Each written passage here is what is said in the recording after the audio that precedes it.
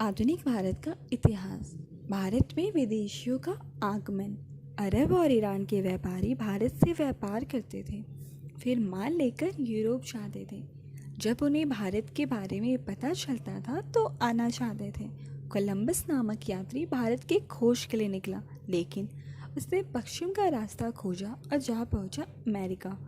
पुर्तगाल से एक कोलंबस नामक यात्री सोने की चिड़िया खोजने निकला, यानी भारत खोजने निकला।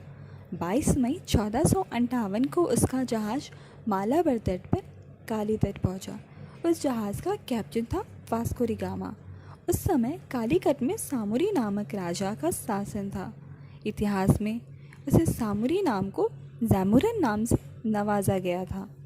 वास्को डी गामा ने राजा को भेंट दिया, फिर उनका स्वागत किया और व्यापार करने का अनुमति भी उन्हें मिल गया।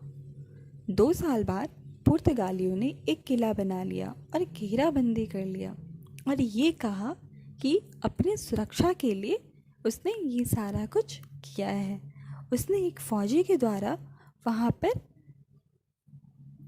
अस्तित्व कायम कर लिया और उस फौजी को द्वार पर खड़ा कर दिया। गोवा से बंगाल तक व्यापार फैला लिया गया था। सन 1506 में 17वीं शताब्दी में हेक्टर नामक जहाज़ से अंग्रेज़ों को भारत लाया गया। रानी एलिजाबेथ से परमिशन लेकर 1600 में ईस्ट इंडिया कंपनी बनाई गई। इसके कप्तान हॉकिंस ने बादशाह जहांगीर के सामने सर झुकाया। उसके बाद इंग्लैंड के बादशाह जेम्स प्रथम का पत्र दिया, फिर उन्हें जहांगीर ने अनुमति दे दिया व्यापार करने के लिए। सन 1615 में सर टॉमस रो को मुगल दरबार में इंग्लैंड के बादशाह ने दूत बनाकर भेजा। धीरे धीरे अंग्रेज ने पुर्तगालियों की जड़ें कमज़ोर की, उनके जहाज़ों को लूटना शुरू कर दिया। औरंगजेब के समय में उन्होंने कोठियाँ भी कायम कर ली और अपनी हिफाजत के लिए किलेबंदी भी कर ली। इसी बीच भारत में फ्रांसीसी भी आए, उन्होंने भी अपना व्यापार फैला लिया। उस समय उनका मुखिया था दुमास। औरंगजेब की मृत्यु के बाद मराठों ने कर्नाटक पर हमला किया। फ्रांसीसी कंपनी कर्नाटक की मदद की, जिससे मराठे हार गए। कर्नाटक और दिल्ली के बादशाह दुमास को खुश होकर नवाब बना दिया। 2000 सवारों को सेनापति भी बना दिया गया। सन 1747 यानी 1747 में दुमास की जगह डुप्ले नामक फ्रांसीसी हाकिम बन गया।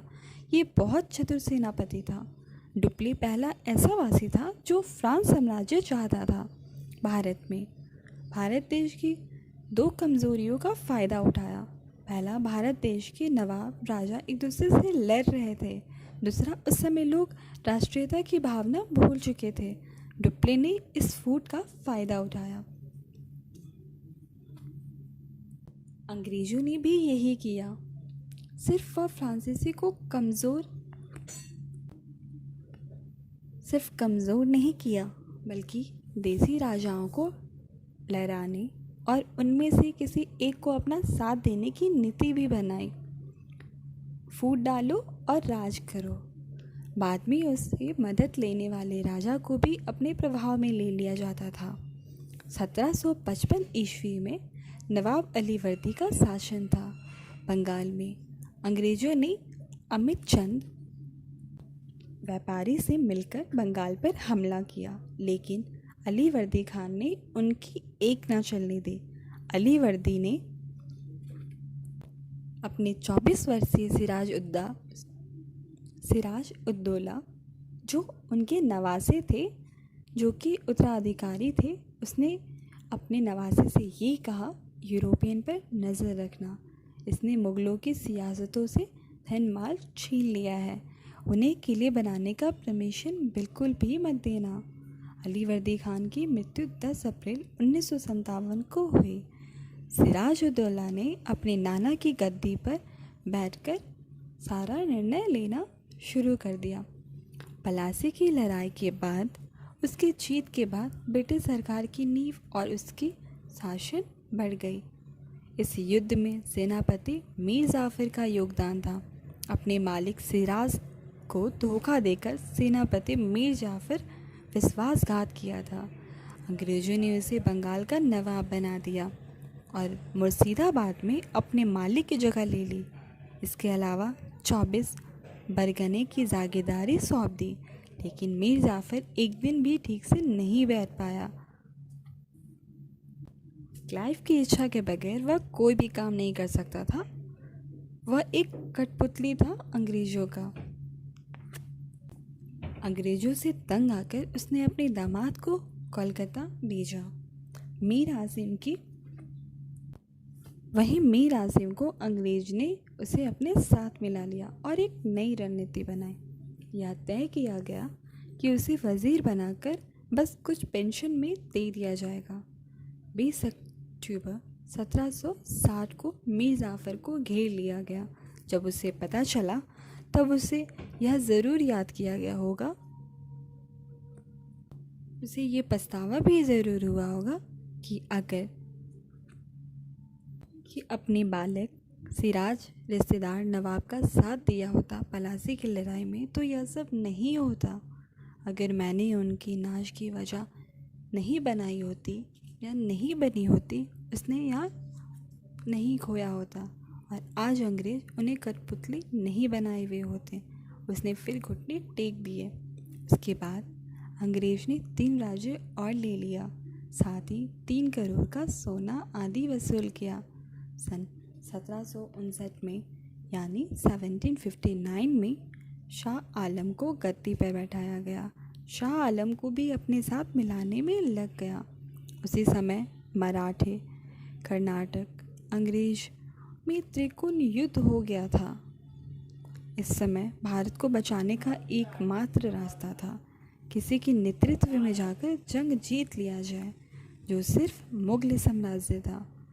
इसी बीच 6 जनवरी 1761 यानी 1761 पानीपत में अफ़गानिस्तान के शासक अहमद शाह अब्दाली के बीच मराठों के शासक के बीच युद्ध हुआ। अहमद शाह तो जीत गए, लेकिन कमज़ोर भी पड़ गए। इधर मराठा भी कमज़ोर पड़ चुका था। शाह आलम को अंग्रेज 26 लाख रुपए देने पर वादा किए और मजबूर कर दिया गया कि 3 राज्यों के लिए ईस्ट इंडिया कंपनी को वो सौंप दे। बिहार, बंगाल, उड़ीसा की दीवानी देनी पड़ी और इस तरह उन्हें पूरा हक मिल गया। अंग्रेज के शासन की वजह से बंगाल में गरीबी, भूखमरी, लोग कंकाल बनने लगे।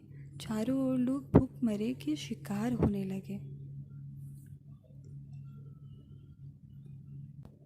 वारेन हेस्टिंग कंपनी का गवर्नर बनकर भारत आया। उसने अंग्रेज़ों के इरादों को और पक्का कर दिया। उसका मानना बस यही था कि जैसे भी हो, सही हो या गलत हो, भारत के धन पैसे इंग्लैंड भेज दिए जाने चाहिए। महाराष्ट्र की ओर से देखें तो पेशवा की गद्दी पर रघुनाथ राव बैठा था, क्योंकि उसका भतीजा असली वारिस था। नारायण राव जो नाबालिग था, मराठों की सख्ती अंग्रेज़ों के लिए आग का कांटा बनी थी। अंग्रेज़ों ने चाल चली, रघुनाथ राव को झूठा भय दिखाकर उसे अपने तरफ कर लिया। इससे अंग्रेज़ों का आना जाना बढ़ गया। पेशवा के दरबार में एक दूरदर्शी और चतुर था। वो समझ चुका था, इसलिए उसने राघोबा को समझाने की कोशिश भी की। फिर नाना फडणवीस जो कि चतुर थे, उन्होंने कर्नाटक की वीर हैदर अली से मिलकर अंग्रेज़ों को नाकाम करने के लिए कोशिश की। वहीं अगर अपने लोगों ने ही धोखा नहीं दिया होता तो आज देश से विदेशी सत्ता से मुक्ति मिल गई होती। कर्नाटक की दीवारों की कहानी बहुत सम्मान के साथ ली गई और वह हैदर अली और उनका बेटा टीपू सुल्तान था। हैदर अली एक मामूली फ़कीर का बेटा था। बचपन में ही घुड़सवारी, तीरबाजी सीख लिया था और हैदर अली मैसूर में सिपाही पद पर नियुक्त भी कर लिया गया।